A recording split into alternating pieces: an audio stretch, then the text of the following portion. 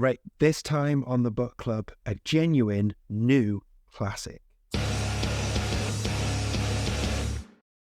Hi everyone, welcome back to my channel. I'm Dave Musson, at Dave Musson on Instagram, and this is a place where normally I talk to you about Stephen King, but in this spin-off series, I recommend great books to you. Yes, we're back in the book club. This is where I tell you about some of the books I've read that I've really enjoyed and that I think you will too. And in each episode, I will take you through a book and I will give you its synopsis. I will tell you a bit about the author. I will give you my spoiler-free review of the book.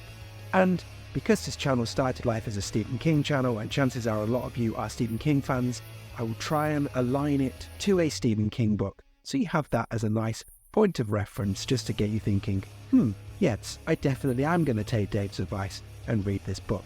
And if you do go and read these books and you enjoy them, don't forget to review them on Goodreads and on Amazon, and to rave about them on your own social media channels. It's great to share the love. Sure? Yeah? Okay? Why did I say sure there? I don't know. I'm going crazy. Now, some things you can do before we get into the book club episode that might support me a little bit. Watching this video, that's the biggest one. Share it with a friend if you like. Subscribe to the channel. That would be great also. If you really want, you can become a member of this channel, become a constant viewer, get members-only specials, early access to videos, all of those kind of things. And you can check out my range of Stephen King themed band shirts, my own collection of short stories, What Is More Around the Sun, which has won a couple of awards and people seem to like. Subscribe to my newsletter, all of those kind of things. But like I said, most of all, thank you for watching this. So, on to this particular entry into the book club. And if you want to see the rest, check out the full playlist, of course. This time we're covering a novel that came out in 2023, but that I only read this year, and boy, did I have a good time with it. This is The Reformatory by Tananarive Due. Let's get into it. Okay, here's your synopsis for The Reformatory. A gripping, page-turning novel set in Jim Crow-era Florida that follows Robert Stevens Jr. as he's sent to a segregated reform school that is a chamber of terrors where he sees the horrors of racism and injustice for the living and the dead. Gracetown, Florida, June 1950. 12-year-old Robbie Stevens Jr. is sentenced to 6 months at the Gracetown School for Boys, a reformatory, for kicking the son of the largest landowner in town in defense of his older sister, Gloria. So begins Robbie's journey further into the terrors of the Jim Crow South and the very real horror of the school they call the Reformatory. Robbie has a talent for seeing ghosts, or haints, but what was once a comfort to him after the loss of his mother has become a window to the truth of what happens at the Reformatory. Boys forced to work to remediate their so-called crimes have gone missing, and the haints Robbie sees hint at worse things. Through his friends Redbone and Blue, Robbie is learning not just the rules, but how to survive. Meanwhile, Gloria is rallying every family member and connection in Florida to find a way to get Robbie out before it's too late. The Reformatory is a haunting work of historical fiction written as only American Book Award-winning author Tananarive Due could, by piecing together the life of the relative her family never spoke of and bringing his tragedy and those of so many others at the infamous Dozier School for Boys to light in this riveting novel. And a bit about the author. So Tananarive Due is the award-winning author of The Wishing Pool and Other Stories and The Reformatory. She and her husband Stephen Barnes co-wrote the black horror graphic novel The Keeper, illustrated by Marco Finnegan. Due and Barnes co-host a podcast called Life Writing, Write for Your Life. A leading voice in black speculative fiction for more than 20 years, Due has won an American Book Award, an NAACP Image Award, and a British Fantasy Award, and her writing has been included in Best of Year anthologies. Her books include Ghost Summer Stories, My Soul to Keep, and The Good House. She and her late mother, civil rights activist Patricia Stevens Due, co-authored Freedom in the Family, a mother-daughter memoir of the fight for civil rights. She and her husband live with their son, Jason. There's all your background. Let's get into my spoiler-free review of The Reformatory. So I've wanted to feature this book for a while, but I've had to just spend some time really thinking about the words I use to get across my enthusiasm for it. It's taken some time, but here we are. We're ready. So this novel has been out for a while now and has won some high-profile awards. So I think part of my hesitancy was always like, what can I add to this? What can I bring that hasn't already been said? And then I stopped worrying about it too much because there's loads of books out there that have been out for a while. And I really love this book. and I wanted to bring it to the book club to share with you. So there we go. I will simply start by saying that this is just a wonderful book. It's almost a stealth horror book. It's something that I reckon you could give to somebody who liked reading fiction, particularly historical fiction, but maybe wouldn't class themselves as a horror fan. And I think they would enjoy a lot of this book. It is beautifully written and meticulously researched that, like I say, it's not pulpy, it's not full of jump scares. It has darkness in it, for sure. But, I don't know, it definitely works for horror fans, but I think it also works for non-horror fans too. And those are the best ones, right? That's how we trick them. That's how we hook them in. As I said, there are horror parts here. This book is literally full of ghosts, and those ghosts will absolutely and undeniably haunt you, for sure. There are some terrific set pieces, some great scares, and some of the descriptions of the ghosts are suitably haunting and distressing as well, like really, really well put together.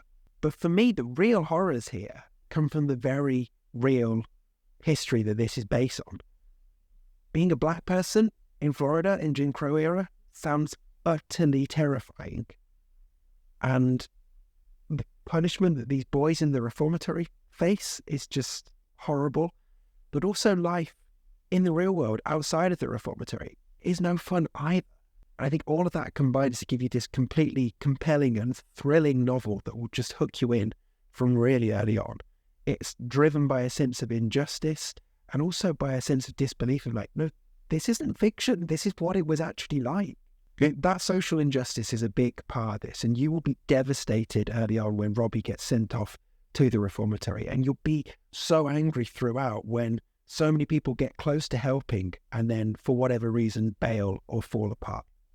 Just gutting.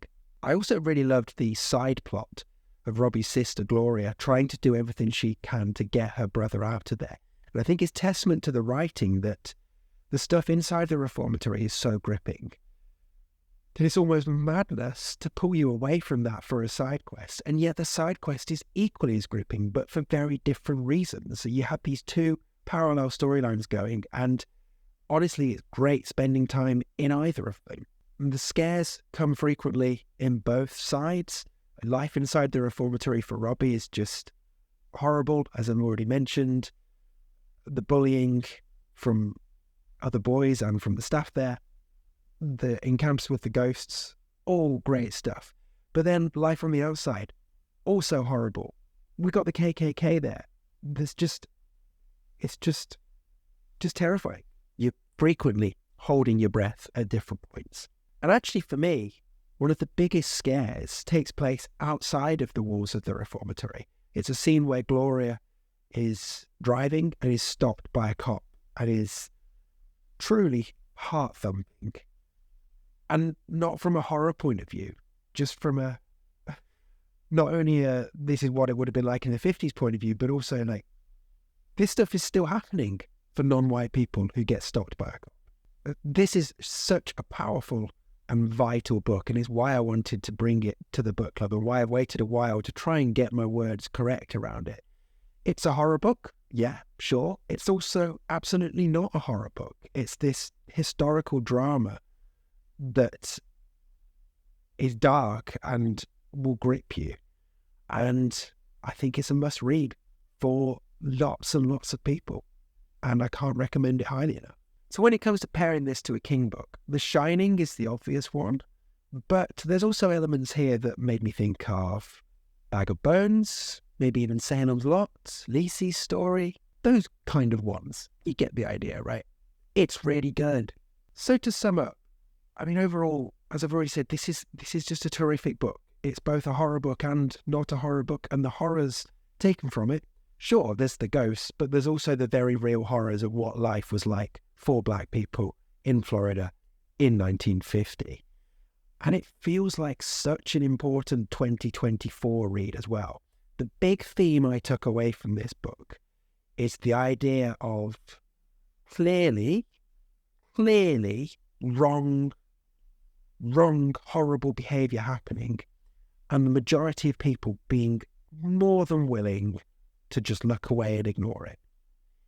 And you can put that lens on so many things in 2024, which makes it a powerful read.